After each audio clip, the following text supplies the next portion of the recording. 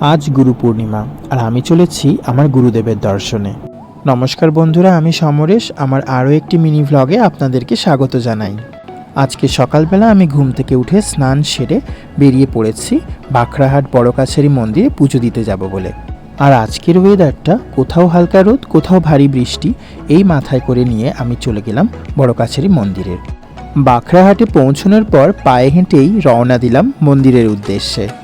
আমার ছোটবেলার অনেক স্মৃতি এই মন্দিরকে কেন্দ্র করে। তো যাই হোক বন্ধুরা, মন্দিরে পৌঁছানোর পর আমি চলে এসেছি দুধ পুকুরে জল নেব বলে বাবার মাথায় ঢালার জন্য। গুরু পূর্ণিমা হলেও মন্দির ফাঁকা থাকার কারণে পুজোটা দিতে পারলাম খুব ভালোভাবেই। তারপর বিভিন্ন দোকান ঘুরে চলে এলাম ব্রেকফাস্ট করতে। ব্রেকফাস্টে ছিল গরম গরম হিঙের কচুরি, ঘুগনি ও ল্যাংচা, যার স্বাদ ছিল দুর্দান্ত। ব্রেকফাস্ট সেরে আমি রওনা দিলাম বাড়ির দিকে। দেখা হবে পরের একটি ভ্লগে। টাটা।